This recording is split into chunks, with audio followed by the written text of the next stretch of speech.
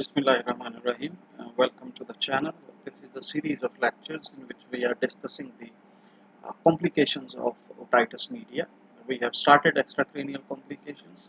We have covered masteritis, then facial nerve paralysis, petrositis, and the links for those discussions is there in the description, so you can check it out there.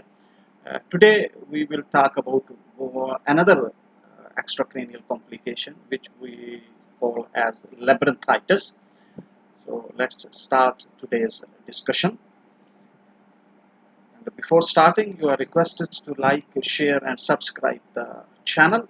And labyrinthitis, as the name is indicating, it is the infection of or inflammation of the labyrinth or the inner ear. This is most common complication of chronic otitis media with cholesteatoma, which is unsafe disease. Arch of the horizontal semicircular canal is mostly affected in more than 90% of the cases, which is nearest to the antrum. Then there can be breach of the aortic capsule due to resorptive osteitis in case of inflammatory mediators in chronic otitis media with cholesteatoma and granulation tissues, or it can be due to pressure necrosis in case of cholesteatoma mass. And cholesteatoma or granulation tissues itself can affect directly the inner ear. There are three types of labyrinthitis. One is circumscribed labyrinthitis, the other one is diffuse serous, and the third one is diffuse suppurative labyrinthitis.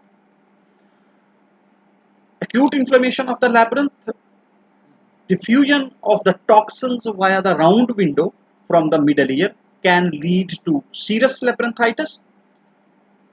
Labyrinthine fistula, which can be caused by hyperemic decalcification.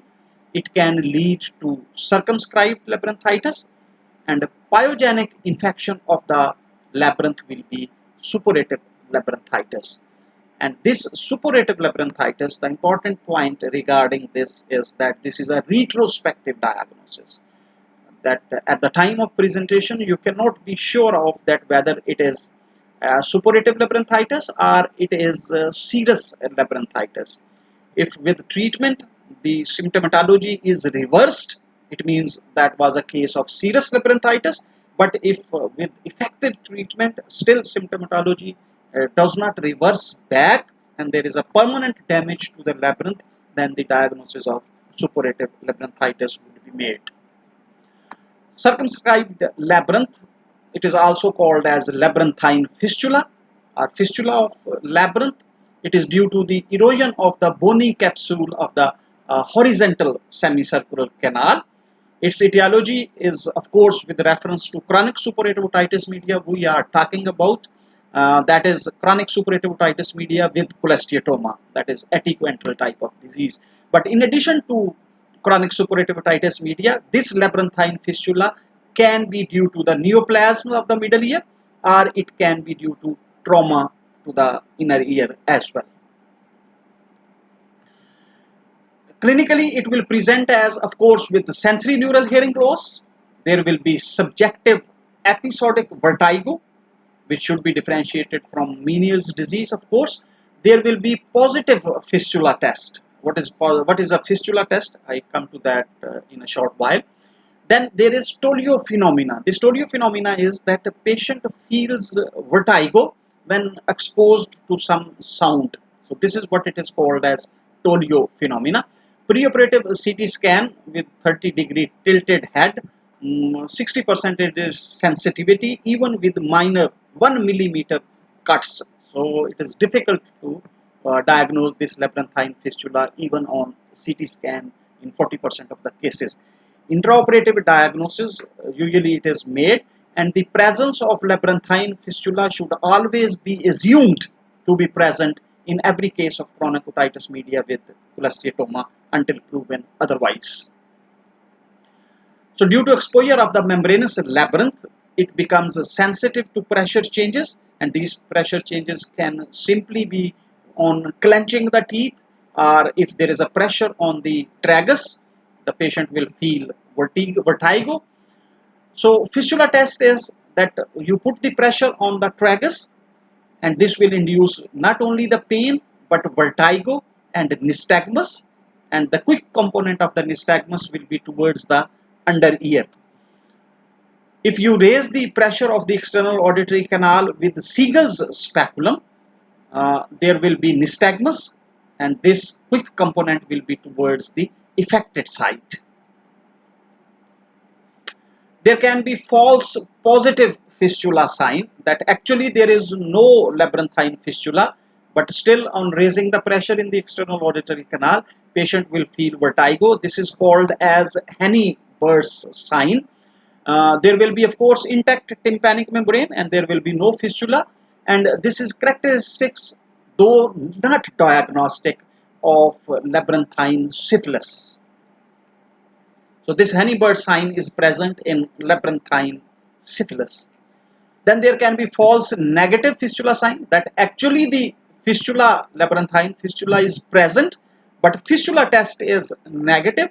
This will be when there is inadequate sealing cholesteatoma blocking the fistula, that fistula is being blocked by the cholesteatoma, or there is wax in the external auditory canal, or labyrinth has become totally dead. And when labyrinth will be dead, there will be no response. So this is what we call as false negative fistula sign. Mastoid exploration, of course, to eliminate the underlying cause, which is really the chronic suppurative otitis media with cholesteatoma. So at least modified radical mastoidectomy is the treatment. And for labyrinthitis, we have to go for systemic antibiotic therapy, which will be again the triple regime to be instituted before and after this surgical mastoid exploration, so that to prevent the spread of infection into the labyrinth. So tympanomastoidectomy, at least canal wall down procedure, as I just mentioned, modified radical mastoidectomy, and of course the fistula which is present there, that should be exteriorized. It can be done in a single stage procedure in canal wall down procedures, and in closed cavity we can go at a second stage surgical procedure. So it will prevent the aggravation of the sensory neural hearing loss by minimizing the tissue handling, and removal of the cholesteatoma itself will relieve the pressure and keeping the matrix safe until no granulation tissue lies underneath. So complete removal of the cholesteatoma, including the matrix, and repair of the fistula by fascia and bone patty can be done. So it will prevent the bone erosion and the infection, and prevention of sensory neural hearing loss in the long term. Diffuse serous labyrinthitis, so as the name indicates, it is the diffuse intralabyrinthine inflammation without pus formation. It is serous at a serous stage, so without pus formation, and it is reversible condition if treated early. In etiology, pre-existing circumscribed labyrinthitis with chronic middle ear suppuration or cholesteatoma, of course. Acute infections of the middle ear cleft can also cause diffuse serous labyrinthitis, and any surgical procedure like stapedectomy or perforation due to trauma, that can lead to diffuse serous labyrinthitis. In mild cases, there will be vertigo and nausea. In severe cases, severe vertigo, marked nausea, and spontaneous nystagmus will be present with quick component towards the affected ear. And of course, labyrinth is involved, so hearing loss will be sensory neural hearing loss. Medical treatment will include bed rest, because patient feels vertigo, with immobilization, and affected ear should be above. Antibacterial therapy, again triple regime covering the gram positive, gram negative, and anaerobes with high intravenous dosages. Labyrinthine sedatives like prochlorperazine, and myringotomy if it is required in acute cases. Similarly, surgically, we may require cortical mastoidectomy in acute mastoiditis, and in chronic middle ear disease with cholesteatoma, we have to go for radical mastoidectomy or modified radical mastoidectomy. Diffuse suppurative labyrinthitis, As the name indicates, it is the diffuse pyogenic infection of the labyrinth with permanent loss of vestibular and cochlear functions. Usually it follows serous labyrinthitis, and pyogenic organisms, they enter through a pathological or surgical fistula into the labyrinth, and because it follows the serous labyrinthitis, and now the pus formation has occurred, so there will be what we call as acute vestibular failure, that the symptomatology will be very severe, severe vertigo, nausea and vomiting, spontaneous nystagmus. Now this quick component will be towards the healthy side in case of pyogenic labyrinthitis. Patient is, of course, will be markedly toxic. There will be total loss of hearing, which is permanent, and vertigo can be relieved due to central compensation after 3 to 6 weeks. So treatment is the same as for serous labyrinthitis, and if the symptomatology improves, the case was of serous labyrinthitis.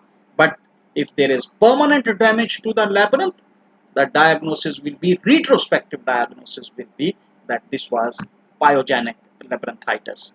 And in some cases, even drainage of the labyrinth is required if suppuration acts as a source of intracranial complications.